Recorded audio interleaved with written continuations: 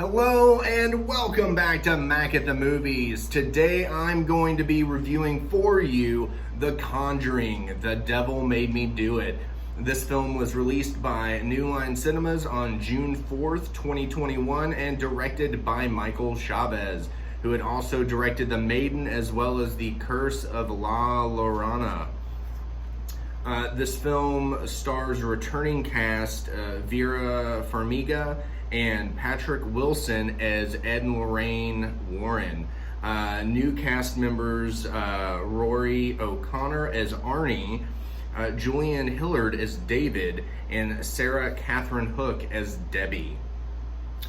This film follows essentially a more in-depth look at the, I guess in cases for this film, fictional backstory for the trial of Arnie Johnson, a man who was convicted of murder, and he admitted that he killed a man and stated that the devil made him do it, which was sort of a big deal because that has never really successfully been tried in court.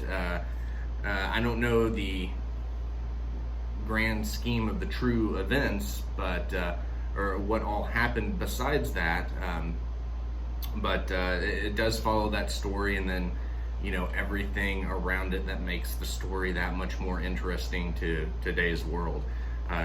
Spooky stuff.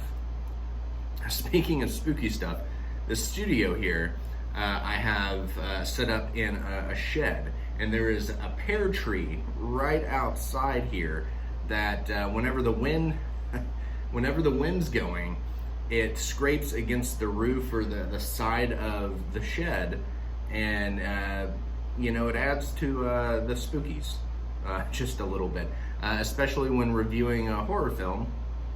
It adds to the ambiance and the feel of the situation. So the entire time I'm talking to you, I hear this, and it's it adds to the a bit of the scaries.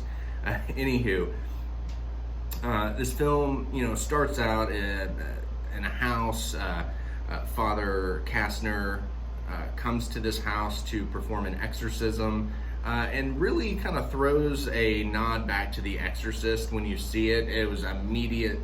My friend Chase and I were watching it, and it was immediate thoughts that this film was nodding directly to The Exorcist, how the priest got out of the car.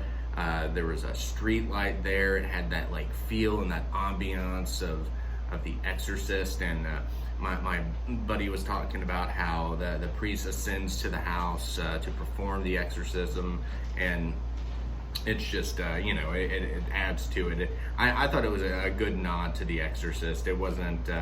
I don't feel like it overdid it any, and it really, just the camera work in this film I really enjoyed, especially when somebody's tracking through a house or something like that. I guess somebody has a steady cam set up, and they're tracking through a house and just following angles and swooping in. I really love the camera work in this film, especially some of the cinematography and the lighting is beautiful. I will say, so he comes in, there's a boy possessed. The story kind of starts out from there, and we go on to it's sort of a jumped possession. Another member of the film, the man who plays Arnie, he wants the demon to take him over and leave this boy alone. And that sort of happens, and that's where the story kind of goes in that direction, without giving any spoilers or anything that happens. I would say my biggest gripe of this film is, I remember in the first Conjuring, you had moments of complete and utter fear. The scariest part in that movie for me, nothing was there. It was a little girl screaming at a dark corner, just in utter fear, and nothing was there. That freaked me out so much, and that's what I loved about that film. The second movie had some other aspects. It's one I need to go back and rewatch. but it sort of, I guess, went away from that, like, direct unknown fear, if you will. And this one just kind of added to it. There was a scene where a boy was in the shower and some spirit turned the shower on and blood comes rushing out of the faucet at him. And it, you know, it's stuff like that in films like this, I hate. I understand why, you figure out why, you know, that it's a thing in the film, why something like that happens. But for me, it doesn't add any extra boost of,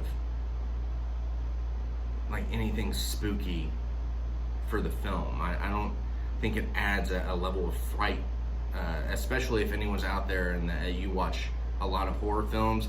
I don't think that really gets your goat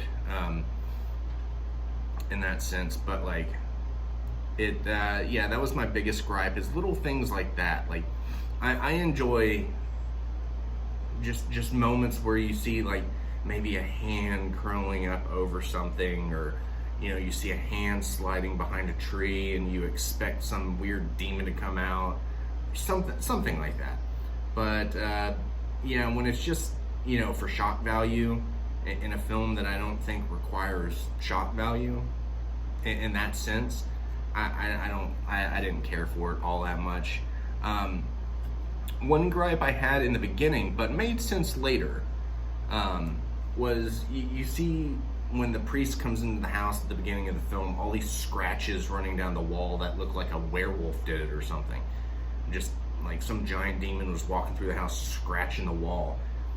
And I was just like, there's no way a little boy did that. But when you see it happen in action, it makes sense, and it's like, it adds to that level of, like, just fear and scariness of the moment, and I like that.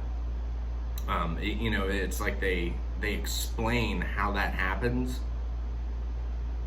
in a way that just makes sense and adds more fear to the moment, and it was wonderful. All in all, I definitely say check this movie out. It's worth a view. I know that there's some mixed opinions of it on, you know, out there, but I always say, regardless of what I tell you, go see this movie, because it might be something that you love, or it might give you some creative juices for something you want to do, or who knows what. As a film itself, I give it a 3 stars out of 5. I liked it. I will revisit it. Is it something that I'm going to watch multiple times a year? No. But it is something, you know, I'll throw in the mix come October and rewatch it and just really get that month of scares going. So I definitely say check it out. If you've seen this movie, let me know down below what you thought of it. Did you like it or did you hate it?